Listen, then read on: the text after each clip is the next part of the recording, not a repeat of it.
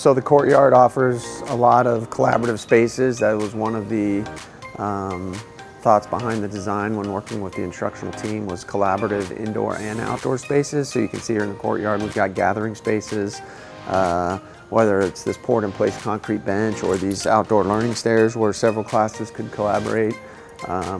You can see some roll-up doors that lead into the building, so on days where the weather's nice, those doors could be up and you can collaborate both inside and outside to utilize both spaces.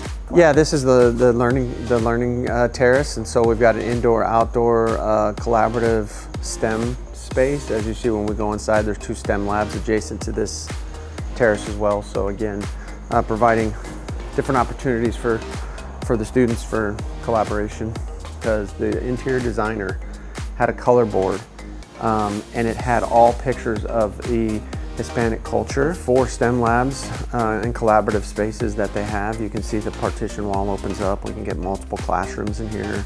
It's adjacent to collaborative areas as well. Out here in the hallway, once this roll-up doors open, you could have collaboration happening out there, but this is where a lot of the innovation and CTE programs that Galveston has. This is the space that they utilize.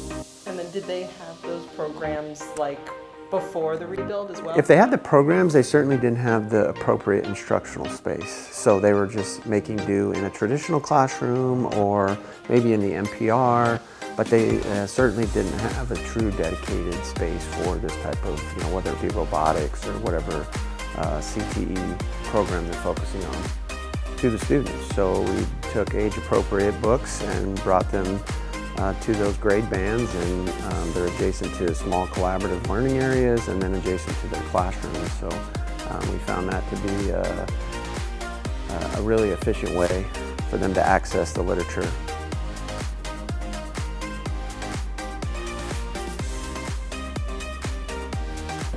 So one of the changes with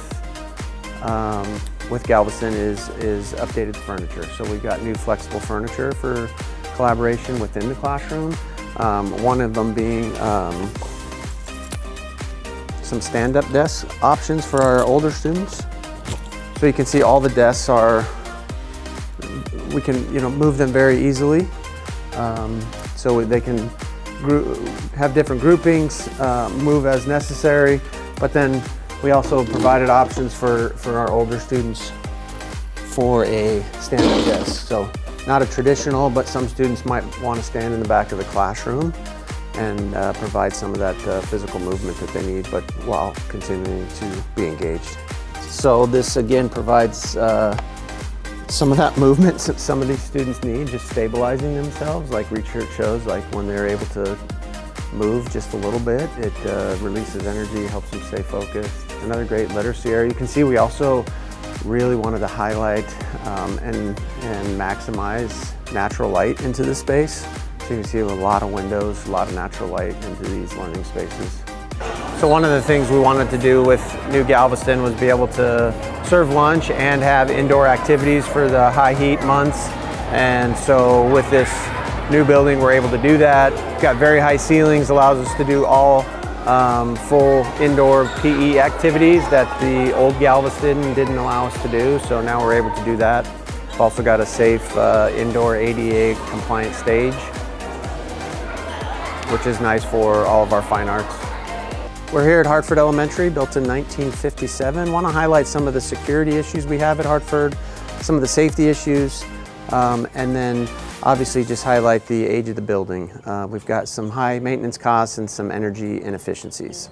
We have single pane glass that's original, not very energy efficient. Some of this caulking is still original that contains asbestos, so we're concerned about that. And then these block walls, as you'll see when we go on the inside, don't have drywall on the inside. They're not furred out, so the heat just transfers directly into the building. So we're inside the NPR. You can see the roof is significantly lower than what we would anticipate in an elementary school. So with that, we can't do all of the indoor PE activities that we can do at other sites. That's a concern. You can see our stage not safe, not ADA compliant. If we do have students in wheelchairs, it's very difficult to get them on stage for their performances. So that's something we need to address as well. But you can also see that we can see the brick inside on this east-facing wall. You can see the windows. You can feel the morning heat coming in. And because the block is on the inside and it's not furred out, we don't have any drywall or insulation. These buildings are not very energy efficient. This is probably our least energy efficient site that we have. So we talked about the efficiencies and the lack of energy efficiencies. Even in this building, I've got to go to 3 switches to turn the lights on and off.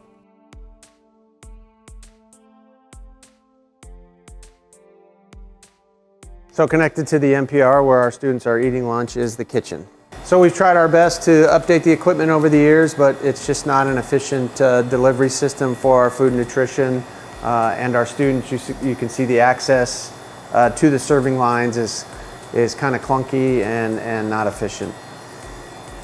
So although the prep area is a decent size, it's when we get to serving the students that we don't have enough space. So all of the students are coming through here, trying to come in from the NPR cafeteria, get their food back out through the cashier, and it's just small. It's too small for the students we have. We have 750 students here, so enrollment at Hartford is very strong, and it has been historically, and we anticipate that continuing in the future. And to serve 750 students in a small space like this, it's difficult. So right outside the cafeteria and the kitchen is access to high voltage, danger, switchgear. This is what the students are seeing as soon as they come out of the cafeteria. We've got transformers, SES, all electrical gear that we wouldn't want students to have access to. In comparison to Galveston, which has similar gear, and we showed you at Galveston, it's behind locked doors, away from students in this very similar area, but in a safe area so that students don't have access to it. So as you can see on these other classroom buildings, we have exposed conduit, we have transformers, we have panels. Again, all things that we do not want students to have access to that we would put behind locked doors in the future. So I'm gonna show you the media center, but then I also wanna show you the classroom buildings that have some safety concerns with this single pane glass and easy access to those classrooms, as well as energy inefficiencies. So we're here in the media center at Hartford, which we have updated throughout the years. But it's still limited. It's limited in the amount of collaboration that we can do. It's separated from our classrooms, and so it's the one central place, kind of a traditional media center.